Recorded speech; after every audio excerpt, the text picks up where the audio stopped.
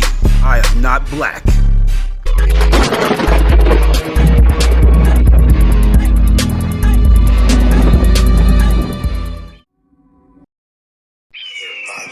Other lights in the sky that may or may not be visible to us at any given time. For instance, when you see the solar eclipse, you don't see the moon at all. I remember as a kid, I'd like, where's the moon now? And it's like you just see this black circle, and everything goes back to normal. It seems like it's like, what the heck just happened? On the total eclipse of the sun, the shadow that the moon casts on the Earth is only 70 miles wide.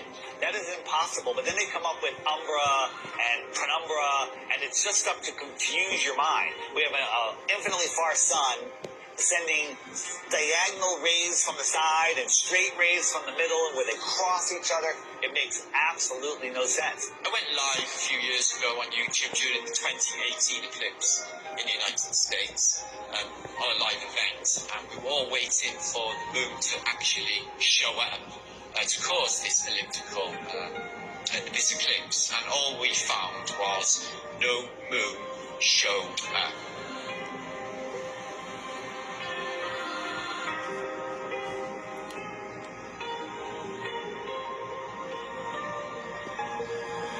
So that blew my mind to think that there was actually no moon visible, yet this effect of the sun literally being covered by an object I had witnessed. Why can't we see the moon approach the sun, eclipse the sun, or exit the sun? And we don't. We just see a black circle eclipsing the sun. We never see it next to the sun. Now people say, well, it's because the sun is so bright. When the moon is totally eclipsing the sun, you should be able to see the features on the moon. You should be able to with a regular camera, with your regular eyes, with an infrared camera, but it has never been seen. There's only been anti-flat earthers that will fake an image and fade it into a picture of the eclipse. There's no video of it. Think about what an amazing video would be if they could film it from the International Space Station or from the moon itself. Never happens because I don't believe it. The moon that we see is what's eclipsing the sun. There's lots of ancient mythology about other dark bodies. There could be anomalous bodies out there. They're not actually visible to us. A celestial body that we perhaps can't see, because there's no on the spectrum of light. We can only see 1% of all the light waves, gamma rays, X-rays. We can't see these certain frequencies and energies and lights. What happens is the sun is eclipsed by the so-called moon, but it's not the moon, it's actually the north node. There's been, times documented in the past where there's, this eclipse, the moon's supposed to be eclipsed, and then there's no moon anywhere in the sky. Nowhere. Anywhere. And that makes absolutely no sense, so there's got to be another celestial body. The oldest ancient symbols, and it's the black sun, a celestial body that we perhaps can't see.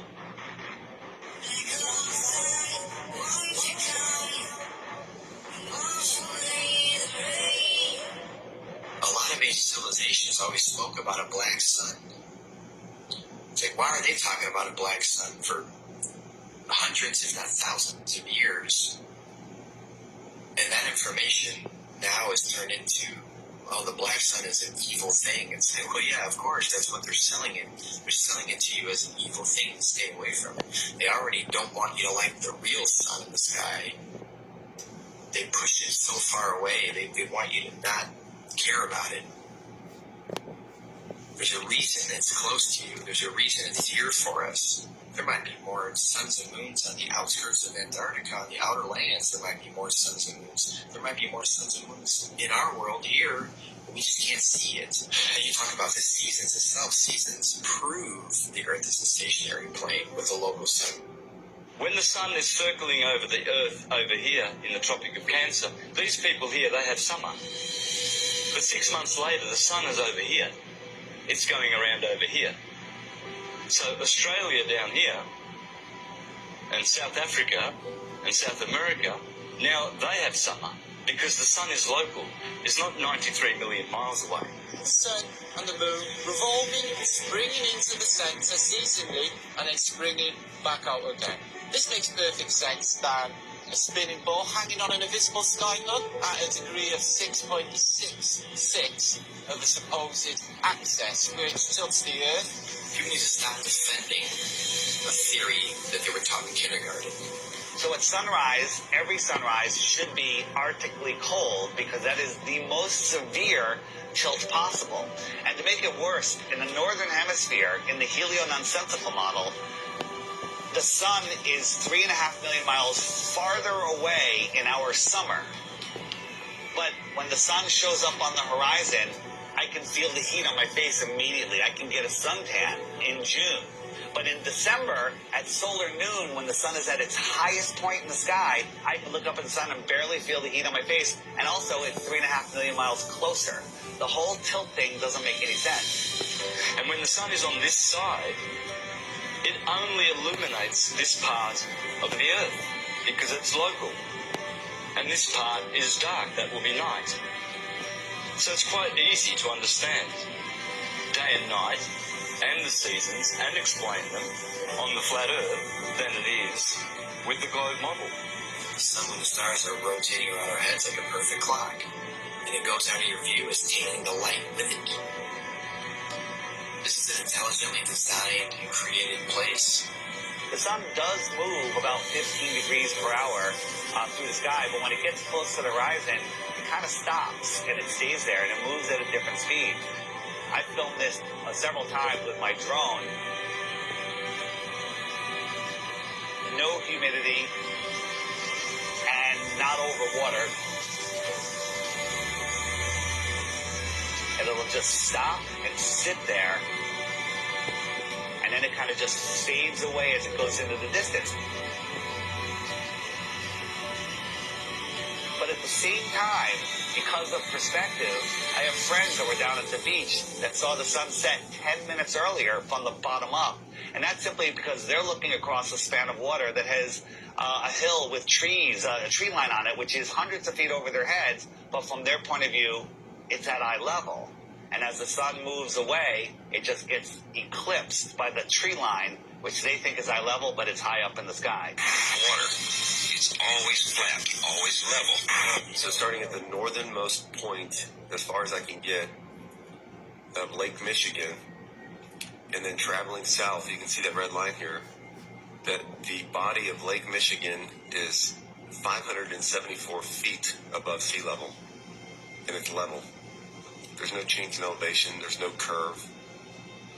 This cross-section shows what an undisturbed body of water looks like, and that's level. We know that to be true. There's three properties of liquids. They have mass, they take up space, and they always take the shape of their container. The physics of water is to find and maintain level. So if it's in a cup, to this lake behind me, to the seas, to the oceans, that's why I call it sea level, because it's flat and level. No matter who tries to sell you the idea that water's curving over a ball, it's just not happening. That's the number one proof right there, just water alone. Water alone proves that the earth is flat. Because water always finds and maintains level. Period. Water does not curve. As you can see, it's well known among ancient history, we have 3 black suns. Yes, this is why the black sun eclipses the moon at night, and then it eclipses the sun at the daytime. But here's the secret to it all. What is the source of power for the sun illuminating and the moon illuminating? It's the black sun. The black sun is Ra. This is ancient history. This is why in so many cultures they had the black sun. And it was where? In the solar plexus area. I don't know if you've seen the symbol before. Yeah, the black sun. See, as original beings, each one of us, we have that energy within us. And we have to learn how to tap into the black sun in order to activate many of our powers and our abilities. This is ancient knowledge. There's so many ancient cultures who gave homage to the black sun. They knew this. And this is something that mankind lied to us about. He said, oh yeah, that's the moon. But he don't want to talk about the black sun. Why? Because then we will start investigating the black sun. The black sun is the original people, you so-called black people, black sun. See what that? The black sun is our source of power. All right. So we focus on the black sun, the one that you cannot see. This is where your powers come from. It's the same black sun. You have a black sun at day, black sun at night. But then in between, there's another black sun. So our whole focus is to return to the black sun, the return of the sun, the sun gods, the sun deities. And we have to focus our attention to the black sun, that which cannot be seen with naked eye. The whole instance of the giants that were in the land, their bodies was charged up by the black sun. Understand? The sun that charges the moon, the sun that charges the sun, and the sun that charges the planet. So yes, after I started studying and started going into meditation, I learned that there were more than one black sun. And I learned that, late last night while I was at work, I was like, just going to meditation. I said, that's more than one black sun. Because there's a black sun at night that charges up, that's going to eclipse the moon. All right, so the sun is going to eclipse the moon. And this other sun is going to eclipse the sun. Now, like they say, they don't have the devices to see the black sun. But what they're doing is they're going by the scrolls. And they're watching what you call the stars. All right? These Saxons are watching the stars, they're watching the heavens, they're watching the stars, they're watching certain events, because the Hopis had everything written out the way it was going to take place at the end of mankind's existence. Okay? This is why they have all these warnings out. You understand this? They know. So you have a black sun here. This is the black sun that Hitler took. Hitler took us right here because basically he wanted to. He didn't have a soul. None of them have souls. But he wanted to obtain something that creates a source of power. So one of these black suns charges up the moon at night. And the thing about it is it shows itself. So when it's eclipsing the moon, it's like, yeah, I'm here. I'm the one that's charging up the moon. So the moon is traveling, what you say, from east to west. And then the sun is traveling from west to east. And this is what charges up the sky at night. So even on those nights when there is no moon and it's extremely hot, that's because we have a black sun. Right? So in the daytime, we have a black sun that charges up the sun. Yes, this is the black sun that charges up the sun. You can't see it. All right? And it creates the energy from the sun. But then there's a black sun that charges up the land, that charges up everything. You understand that? You understand that this is we're talking about 3 different celestial bodies within our realm. And this is ancient knowledge. The black sun. And this is Ra. This will represent Ra. So we start focusing our attention on the black sun.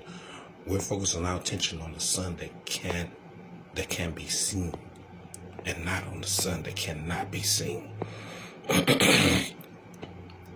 right? Because these suns are charged up by our galactic sun. Okay? Like I say, they're watching everything. They're watching the black suns. They're watching everything. Double solar flare, see sun wake up weeks before the total solar eclipse. They know. They have the scrolls, brothers and sisters. So our galactic sun is the source of power for the black suns. Our galactic sun is that source of power that literally charges up the black sun, that charges up the moon, charges up our atmospheric sun. Okay? This is that great celestial body, Galacticus, that charges up the entire galaxy. We say each galaxy has got a sun. This is the sun that's the head of our galaxy. All right. Ancient cultures, you got to remember that we were deep into technology, and ancient cultures had the technology to see the black sun. Mankind doesn't have that technology. We kept that away from them. That's why they have to go according to the scrolls, and they have to go according to certain events and certain things that happen, because they don't have that technology to see the black sun.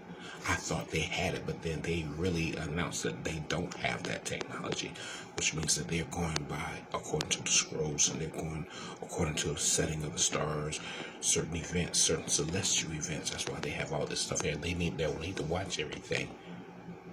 They need to watch everything. So the black sun we have 3 black suns in our realm. We have 3 black suns in our realm. And the one that charges up the sun every now and then will eclipse it. And why will it eclipse it? Because it's upgrading the sun. It gets right in front of it, and it upgrades the sun. And the one that charges up the moon, it eclipses. So this is where the moonlight comes from. The moonlight comes from the black sun. There's a black sun at night, okay? So the moonlight is charged up by one of these black suns, which means that when we see our daylight, the sun and the day go down, or sunset, and the moon is coming, there is a black sun. But I want you to remember this right here. The moon doesn't go away. It just goes into its dark side, okay? See this here? When the moon goes dark, it's always there. Why does it go dark? Look at that. As you can see, the moon is still there. It goes dark because there's something that the dark energy that comes from the moon. So when the moon goes dark, it's emitting dark energy. You can't see it, but when it comes light, it's emitting light energy. You see that? So these are the phases of the moon. But it's the black sun that charges up the moon. But the moon goes through different phases because it's pulling in dark energy. And when you can't see it, it's pushing out pure dark energy. So that's your dark light continuum. As the moon literally goes through phases, pushing out light energy and then pushing out dark energy. You see that, right? That's why we say the moon doesn't go away. We can't see the moon. It's there. It's there. It's just, it goes through phases, pushing out light energy, pushing out dark energy. All right? Extremely important factors that we need to really look at. I just wanted to share it with you all about the black sun. Okay? Every so often, the black sun will eclipse, or which means get in front of. That's the only thing eclipse means, get in front of, or better yet, it engulfs the entire sun, it engulfs the entire moon, and it charges it up. We're coming into the new age, brothers and sisters. All right? I'll catch you guys later. Much power to you all.